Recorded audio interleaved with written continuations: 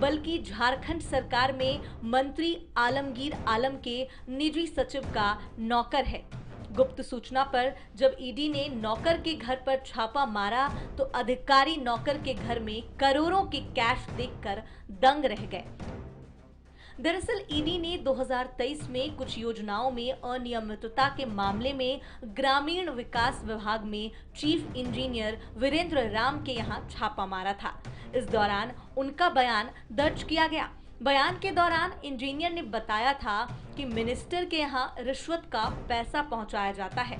जांच के दौरान ईडी को इस बात की जानकारी मिली कि मंत्री आलमगीर आलम के मंत्रालय में भ्रष्टाचार चल रहा था और ये पैसा उसके निजी सचिव के नौकर जहांगीर के घर पहुंचाया जाता है।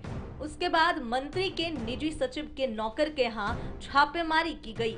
इस कार्रवाई के बाद झारखंड सरकार बीजेपी के निशाने पर आ गई है।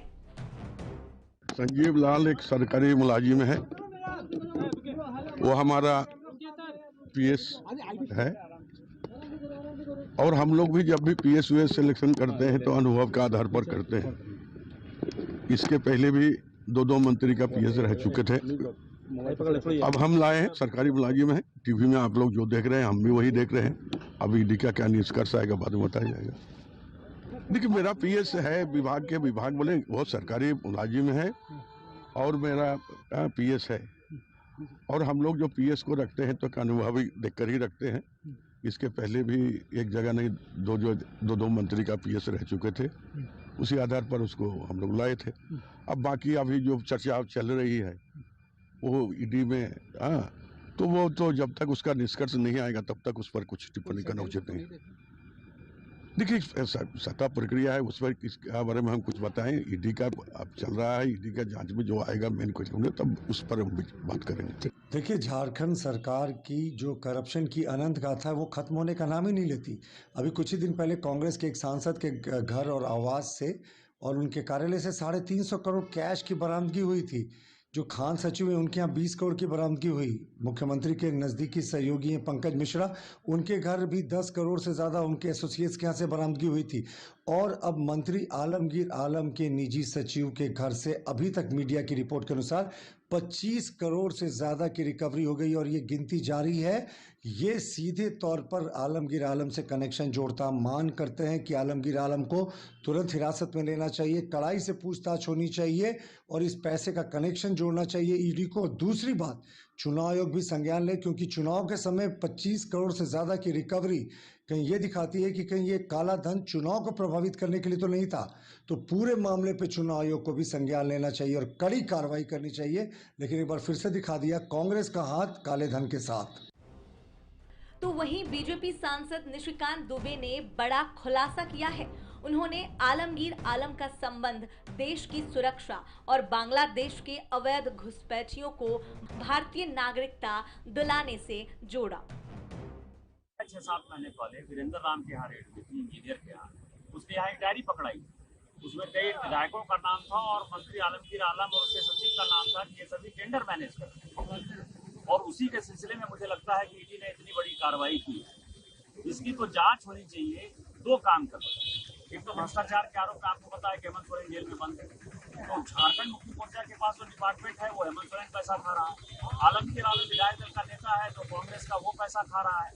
इतना पैसा यदि मिला है इसका मतलब पैसा को अपने पास रख रहा होगा, कुछ आला कमान को पहुंचा रहा होगा। खाली ठेकेदारी, भ्रष्टाचार, ट्रांसफर, पोस्टिंग, मिट्टी, बालू, दारू, इसी सब का सिंडिकेट चल रहा है। दूसरा जो आलमगीर आलम कर रहा है, जो माननीय प्रधानमंत्री जी ने चाईबासा में कहा कि आदिवासियों की संख्या घट रही है, 36% से 24% हुआ, वो बांग्लादेशी घुसपैठियों को चुन कर भारत का नागरिक बना रहा है। बांग्लादेशी घुसपैठिए यहाँ आकर आदिवासी लड़कियों के साथ शादी कर रहे हैं, तो आप समझिए 36% से 24% हो गया। और उस सिंडिकेट में आलमगीर को पैसा भी मिल रहा है और पूरा पाकुड़ जिला, साहबगंज जिला, गोड्डा जिला, जामताड़ा जिला जो है उसकी पूरी डेमोग्राफी बदल गई। आप समझिए कि मुस्लिम बाहुल्य ये सारे जिले होते जा रहे हैं। तो एनआईए को इसकी जांच लेनी चाहिए और आलमगीर के यहाँ तुरंत छापा पड़ना चाहिए, जिससे कांग्रेस का जो चेहरा है कि टुकड़े टुकड़े गैंग को वो किस तरह से प्रश्रय दे रही है, किस तरह से बांग्लादेश से घुसपैठियों को बढ़ा रही है, किस तरह से वो आदिवासियों की जनसंख्या को घटा रही है। और ये जो पैसा मिला है इसके बाद तो करने के लिए नहीं है, जिस तरह से खोखला कर रही है देश को। प्रधानमंत्री जी जो कहते हैं कि कांग्रेस मतलब भ्रष्टाचार की वो जननी है, उस जननी के नेता का ये हाथ है और यही हाथ उसके हाथ है उम्मीदवार का। इस मामले में कई तरह के खुलासे हो रहे हैं। उसको देखते हुए जांच एजेंसियों को बिना किसी दबाव में गहराई से जांच करनी चाहिए। आए दिन जिस तरह कांग्रेस नेताओं के संबंध घोटालों से जुड़ते जा रहे हैं, उससे कांग्रेस की छवि प्रभावित होगी, जिसका खामियाजा उसे चुनाव में भुगतने की संभावना से इनकार नहीं किया जा सकता।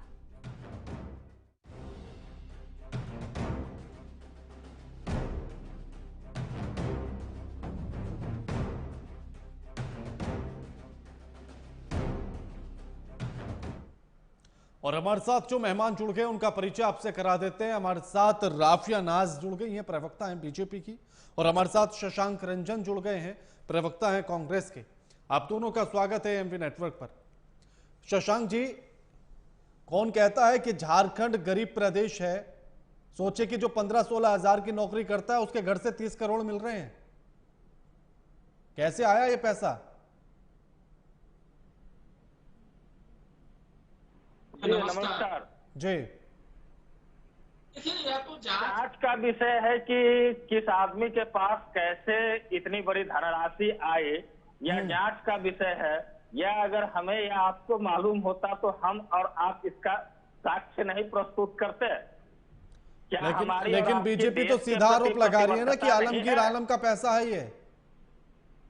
देखिए, ये चुनाव का समय है और इस वक्त विरोधियों के तरफ से किसी न किसी तरह से संबंध जोड़ने का प्रयास तो किया ही जाएगा, और जब तक अंतिम नतीजे नहीं आते हैं, हाँ। जब तक जांच पूरी नहीं होती है, हाँ। अदालत के अंतिम निर्णय नहीं आ जाते हैं, तब तक यह कहना उचित नहीं है कि यह जो है किनका पैसा है। 2019 में ग्रामीण विकास विभाग के जूनियर इंजीनियर सुरेश के यहाँ छापेमारी होती है। वो फिर नाम लेता है अपने सीनियर इंजीनियर का, चीफ का, वीरेंद्र के राम का। वीरेंद्र के राम से जब ईडी पूछताछ करती है तो पूछताछ में पता लगता है, वो कहता है कि ये पैसा मंत्री जी के घर भी पहुंचाते हैं हम। जिसके बाद आलमगीर आलम तक बात पहुंचती है, उसके बाद फिर उनके सचिव के यहाँ, फिर सचिव के नौकरों के यहाँ, और अब ये 30 करोड़ सामने। देखिए, किन्हीं का यह कहना कि हम फलाने के यहाँ पहुंचाते हैं, यह तो जो है जांच का विषय है। उन्हें पहुंचाते हुए पकड़ा तो नहीं गया। उन्हीं के विभाग के इंजीनियर ये बात कह रहे हैं ना, उन्हीं के विभाग के चीफ इंजीनियर ने ये बात कही। देखिए, जब जो है समस्याएं सामने आती है तो प्रथम दृष्टिया में लोग बचने के लिए कुछ भी बोल लेते हैं, बड़े लोगों का नाम लेते हैं कि शायद वे बचकर निकल जाए। लेकिन जो है यह तो जांच का विषय है। जब तक अंतिम निर्णय नहीं आते हैं तब तक किन्हीं पर आरोप प्रत्यारोप करना मैं उचित नहीं समझता हूँ। तो लेकिन झारखंड से एक के बाद ऐसे मामले क्यों आ रहे हैं? उससे पहले धीरज साहू के यहाँ 351 करोड़ मिले, अब यहां मिले। देखिए, जिनके यहाँ भी जो भी मिल रहे हैं, जो भी भ्रष्टाचार के मामले बन रहे हैं, या तो जब तक अंतिम निर्णय नहीं आ जाते हैं तब तक इस पर जो है बहस करना उचित नहीं है। शंका जाहिर किया जा सकता है, और फिलहाल जिनके यहाँ मिली है उनके ऊपर शंका जाहिर किया जा सकता है कि वे अनैतिक तरीके से अर्थोपार्जन कर रहे हैं। लेकिन इसे एक अनुमान तो आप भी लगा सकते हैं ना कि जिस नौकर की सैलरी 15-16 हजार है उसके पास 30 करोड़ कहां से आए? देखिए, यह तो जांच का विषय है ना। अब इस बात का खुलासा तो जांच में होगा कि उनके पास कहां से आए, उनके आय का स्रोत क्या था, वे कहां से जो है किस प्रकार के क्रियाकलाप को अंजाम दे रहे थे। ठीक है, राफिया जी वो कह रहे हैं कि जांच का विषय है, लेकिन बीजेपी का ये कहना है कि ये पैसा आलमगीर आलम का है। बात है कि ये 75 सालों में अधिकतर टाइम जो गवर्नमेंट रही है वो कांग्रेस की रही है, और कांग्रेस ने क्या किया है, सिर्फ देश को और देश की जनता को बेवकूफ बना करके उनको लूटने का काम किया है। जिसका सबसे बड़ा उदाहरण झारखंड में किस तरीके से झारखंड के आदिवासी भाई बहनों को ये इंडी गठबंधन के लोग बेवकूफ बना के यहाँ की जमीन को लूट रहे हैं, जमीन को बेच रहे हैं, अपने जेबों को भर रहे हैं। आज आप सोचिए कि एक आलमगीर आलम जी, जिनके एक कर्मचारी के घर से इतना पैसा निकला 30 मतलब करोड़ के आसपास, तो तो आप सोचिए कि उनके जो मालिक है उनके पास कितना पैसा होगा। और सबसे बड़ी ये बात है कि इतना पैसा वो क्या कार्य करने के लिए रखे होंगे, किस लिए रखे होंगे, क्या चुनाव को प्रभावित करने के लिए रखे होंगे। तो चुनाव आयोग को भी इस पे फास्ट एक्शन लेकर के आलमगीर आलम के ऊपर भी जांच करनी चाहिए और उनके कर्मचारियों के ऊपर भी जांच करनी चाहिए, ताकि जो आने वाला चुनाव है उसमें कुछ भी इम्पैक्ट उसको मतलब कुछ भी इफेक्ट ना पड़े। और सबसे बड़ी बात है कि जब से कांग्रेस की गवर्नमेंट आई है ना राणा जी, तब से क्या हो रहा है, ये इंडी गठबंधन के लोग जैसे ये गवर्नमेंट में आए, आने के बाद ये लोग अपने विधायकों के लिए फॉर्च्यूनर खरीदते हैं। पर ये लोग ये नहीं सोचे कि जो ग्रामीण बच्चे हैं, ये लोग जो आदिवासी की दुहाई देते हैं, ये जो आदिवासी हमारे भाई बहन है, तो वो कैसे विद्यालय तक जाते होंगे। क्या उनके लिए ये लोग फ्री बस सर्विसेज नहीं करवा सकते थे?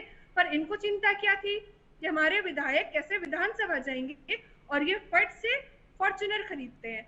दूसरी बात कि जिस तरीके से ये कांग्रेस के लोग, इनका जो अंतःकला सबके सामने आया है, और इनके ही 4 मंत्री जो राजभवन के सामने आके कहते हैं कि कांग्रेस के कोटा से जो मंत्रिमंडल मतलब मंत्री बने हैं, अगर उनका नाम नहीं हटा दिया जाता, अगर उनको नहीं हटाया जाता, तो वो अपने क्षेत्रों में जाकर के वोट मांगने के लायक नहीं बचेंगे। तो इससे ये स्पष्ट होता है कि इनको तो पता है कि इनके द्वारा क्या कार्य किया गया है और ये किस तरीके से काम कर रहे हैं।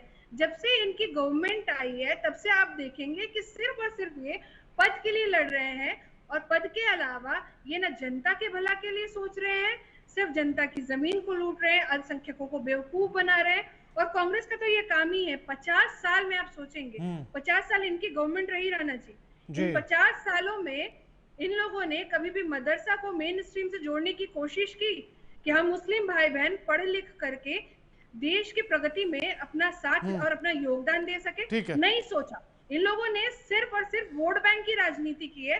और जिस तरीके से आज काला धन सबके सामने आ रहा है, तो इनका सच और इनका चेहरा सबके सामने उजागर हो गया है कि किस तरीके से ये सिर्फ और सिर्फ अपना जेब भरने का काम कर रहे हैं। नहीं तो झारखंड ना इतना गरीब नहीं है। ठीक है शशांक जी, हाँ ठीक है शशांक जी, राफिया जी का ये कहना, राफिया जी लौटूंगा मैं। शशांक जी, राफिया जी का ये कहना है कि अगर एक 15-16 हजार की नौकरी करने वाले नौकर के घर से 30 करोड़ मिल सकते हैं, तो सोचिए अभी उसके मालिक सचिव के यहाँ कितने करोड़ होंगे, और फिर उनके भी मालिक मंत्री साहब के पास कितने करोड़ होंगे। एक बार सोच कर देखिए ना जी। मैं सोच कर ही देख रहा हूँ राणा साहब, और मैं इस निष्कर्ष पर पहुंच पा रहा हूँ कि यह जो है मामले को टूल देकर किसी न किसी प्रकार से सत्तारूढ़ लोगों को बदनाम करने का प्रयास। तो आपको ये लगता है शशांक जी कि इस मामले को तूल नहीं देना चाहिए? 30 करोड़ किसी के घर से पकड़ा गया, आपको क्या लगता है कि इस मामले को दबा देना चाहिए? नहीं, मामला दबाने योग्य नहीं है।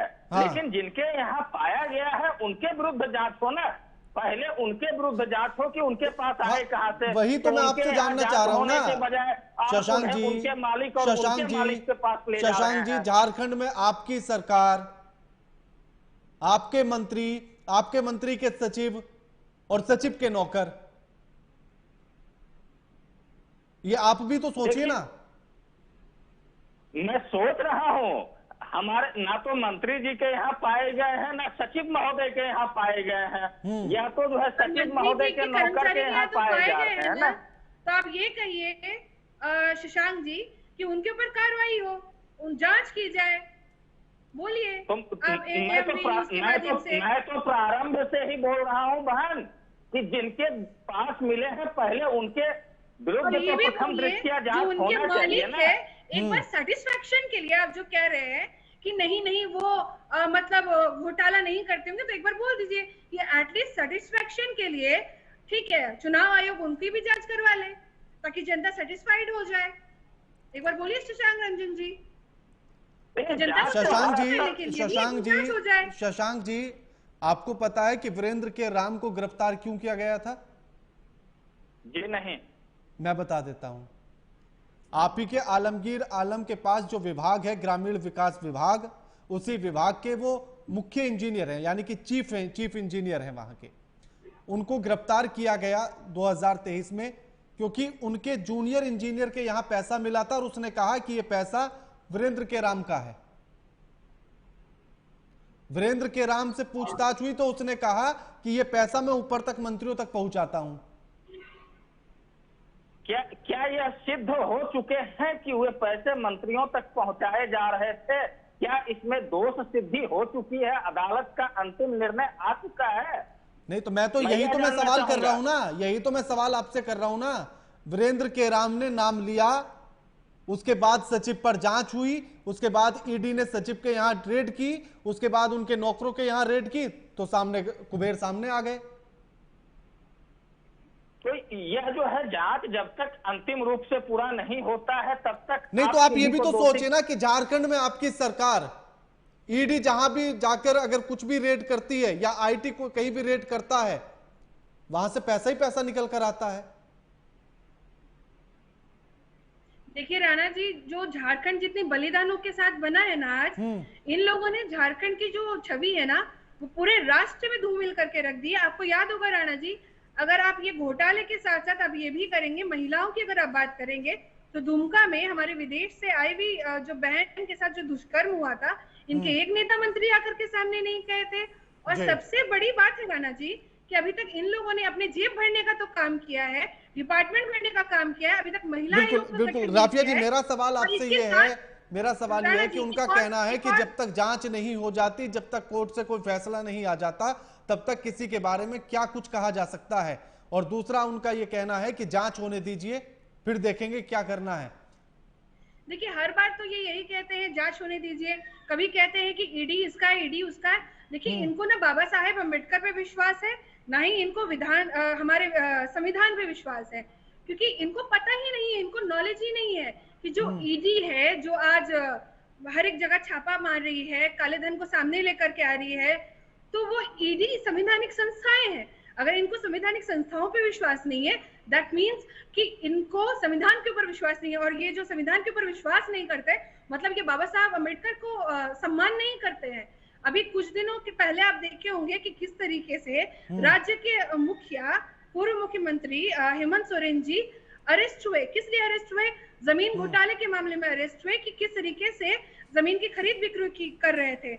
उसके बाद फिर आप देखे होंगे कि कितने सारे घोटाले राज्य से सामने आ रहे हैं। और ये लोग कहते हैं कि झारखंड गरीब है। अरे झारखंड को तो गरीब ये इंडी गठबंधन वालों ने बना करके रख दिया है। बिल्कुल। और जब घोटाला सामने आ रहा है तो इनको तो साथ देनी चाहिए इंक्वायरी में, तो ये तो सिर्फ आरोप प्रत्यारोप लगाते हैं।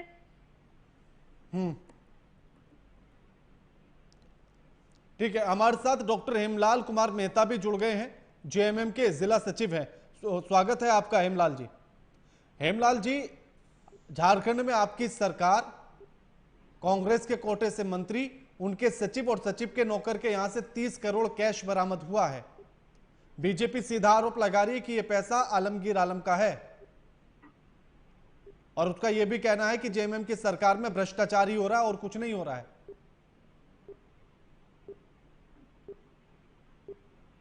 देखिए राणा जी, मैं चूंकि सुबह 5 बजे निकला हूं घर से और पूरा रास्ते में ही रहा हूं, अभी लौट के आया हूं घर पे। मैडम ने फोन किया था तो पूरी जानकारी तो मिली नहीं हमको, पूरी जानकारी नहीं है चूंकि रास्ते में ही बीता है।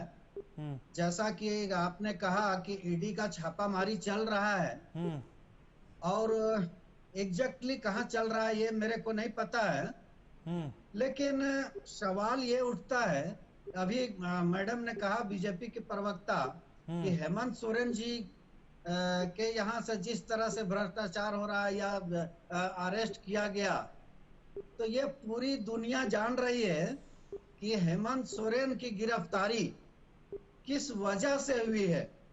नहीं हेमलाल जी, मेरा सवाल हेमंत सोरेन की गिरफ्तारी पर नहीं है। मेरा सवाल आपकी सरकार में मंत्री के सचिव के नौकर के घर से जो कैश बरामद हुआ, 30 करोड़ का कैश, वो भी उस व्यक्ति के घर से जिसकी सैलरी 15 से 16 हजार है।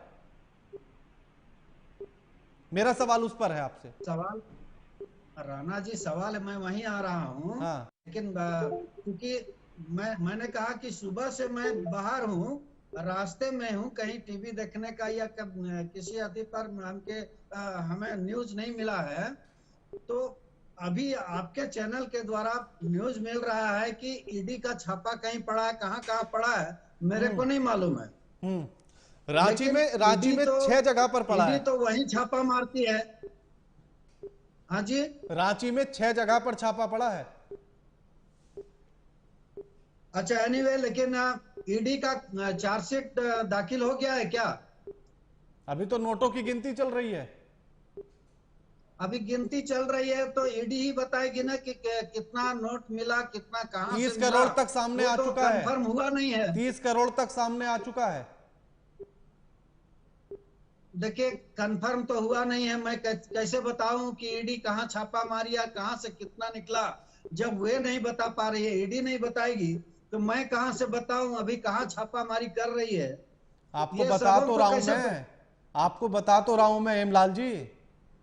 ग्रामीण विकास विभाग के मंत्री के सचिव, उनके नौकर के घर पर छापा है। ये नौकर के घर से पैसा निकलता है, ये तो खैर पहली बार मैं सुन रहा हूं कि नौकर के घर में भी छापा पड़ता है। यही तो चौंकाने वाली बात है कि नौकर के घर से 30 करोड़ मिल रहा है।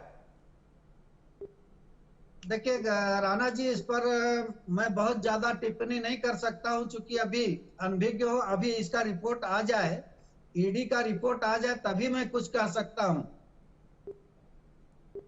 ईडी का रिपोर्ट क्या आएगा? ईडी ने ही तो ये बात बताई है। ईडी ही तो बता रही है कि 30 करोड़ तक हमने गिन लिए। जब अभी नहीं, जब छापा चल रहा है अभी, तो ईडी कैसे बताएगी कि कितना किसके यहां से मिला? जब छापा चल रहा हो, छापा कंटिन्यू चल रहा है उसका, तो कैसे बताएगा कि कितना मिला, कहां से सब, और किसको निकल के बताया? ठीक है शशांक जी, पता है मुझे कि हेमलाल जी कवर करने की कोशिश कर रहे हैं बात को। शशांक जी, बार बार जहां भी छापा होता है वहां से करोड़ों में कैश निकलकर सामने आता है, तो सवाल तो गंभीर उठेंगे कि भ्रष्टाचार हो रहा है। उसी विभाग के जूनियर इंजीनियर को रिश्वत लेते हुए पकड़ा गया था 2019 में, और वहीं से ये मामला चलते चलते 2024 तक नौकर के घर तक पहुंचा, जहां से 30 करोड़ बरामद हुआ। तो भ्रष्टाचार तो है, इससे तो इनकार नहीं किया जा सकता। पैसा चाहे जिसका हो, आलमगीर आलम का हो, किसी और का हो, सचिव का हो या किसी और मंत्री का हो, वो अलग बात हो सकती है, लेकिन एक नौकर के घर से अगर 30 करोड़ बरामद हुआ तो भ्रष्टाचार तो है। देखिए, इस बात से तो इनकार नहीं किया जा सकता है कि यह मामला भ्रष्टाचार का नहीं है। यह मामला तो भ्रष्टाचार का है, मैं इसे स्वीकार करता हूं, लेकिन इसे माननीय मंत्री जी से जोड़कर देखा जाना उचित नहीं है। अच्छा, तो किससे जोड़कर देखें ये आप बता दीजिए। जिनके यहाँ मिला है प्रथम दृष्टिया में, उनके विरुद्ध जांच होना चाहिए। हाँ, तो उन्हीं के विरुद्ध तो मैं पूछ रहा हूं ना कि नौकर के घर से मिला, नौकर की सैलरी है 15,000, तो अब नौकर के पास कहां से आए 30 करोड़? इसका जवाब आम जनमानस के पास नहीं होते भाई, जिनके पास मैंने तो इसीलिए कांग्रेस पार्टी के प्रवक्ता को बुलाया। आम जनमानस से तो मैं पूछ ही नहीं रहा सवाल। शशांक जी, मैंने आम जनमानस को बुलाया भी नहीं है डिबेट में, मैंने कांग्रेस के प्रवक्ता को बुलाया है। कुछ तो आप बता ही सकते हैं ना, कुछ तो अनुमान लगा ही सकते हैं ना कि एक नौकर के पास पैसा आखिर कहां से आएगा 30 करोड़? या तो उसके मालिक ने रखने के लिए दिया होगा। देखिए, आज के समय में किसी पर इतनी बड़ी विश्वसनीयता नहीं रखी जा सकती है कि उन्हें करोड़ों अरबों रुपए रखने के लिए मालिक अपने नौकर को दे दे। ऐसा नहीं हो सकता है। तो फिर उनके नौकर जहांगीर के पास कहां से आया है पैसा? क्या विदेशी ताकतों का है? दीजिए, फिर इसकी जांच होने दीजिए, फिर हम तीनों ही लोग आपके समक्ष मौजूद होंगे और हम तीनों ही इस पर चर्चा कर रहे होंगे। जांच होने दीजिए। ठीक है राफिया जी, क्या बात को सिर्फ इतना कह देने से कि जांच होने दीजिए फिर बात करेंगे, मामला खत्म हो जाता है? देखिए, ये मामला खत्म नहीं होता, क्योंकि जिस तरीके से झारखंड की छवि राष्ट्रीय स्तर पे धूमिल हो रही है, सिर्फ और सिर्फ काले धन को सामने आते हुए, जिस तरीके से यहाँ पे भ्रष्टाचार चरम पे, जिस तरीके से महिलाओं के साथ जो अत्याचार हो रहा है, अल्पसंख्यकों को जो बेवकूफ बना रहा है, ये सारी चीजें जो चरम पे है ना, इस वजह से इन नेताओं के कारण, इन कांग्रेस के नेताओं के कारण, एनडीए गठबंधन के नेताओं के कारण पूरे राष्ट्रीय स्तर पे झारखंड का नाम धूमिल हो रहा है। जो झारखंड राज्य है कोई आसानी से मिला थोड़ी है, कई बलिदान हुए हैं, कई संघर्षों के बाद मिला है। पर आप सोचिए कि जिस राज्य को गरीब राज्य कहा जाता है, सोचिए कि उस राज्य के एक कर्मचारी, एक नेता के कर्मचारी जिसकी सैलरी ही मात्र 25,000 है, उसके घर से जब 30 करोड़ मिल रहा है तो उसके मालिक के पास कितने पैसे होंगे? एटलीस्ट जांच तो होनी चाहिए ना। चुनाव आयोग से भी मेरी एक रिक्वेस्ट है कि कम से कम एक जांच हो जाए आलमगीर आलम जी के यहाँ भी, ताकि जनता सेटिस्फाइड हो जाए। एटलीस्ट सेटिस्फैक्शन के लिए तो जांच होनी चाहिए कि ये पैसा कहाँ से आया, कहाँ से नहीं आया, किन सोर्सेस से आया। और अभी तो चुनाव के समय है, चुनाव अभी चरम पे है, तो चुनाव को कहीं इफेक्ट करने के लिए तो ये पैसा नहीं लाया गया था जो कर्मचारी के यहाँ रखा गया। हेमलाल जी, क्या आलमगीर आलम की जांच होनी चाहिए?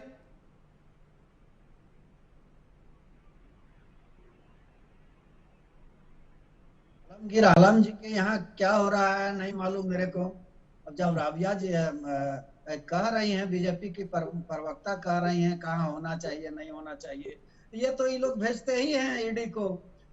भारतीय जनता पार्टी के निशिकांत दुबे जी हैं, उनको कहने पर आता है। चलिए मैं ये भी मान लूं हेमलाल जी, हाँ राफिया जी समय भी कम है।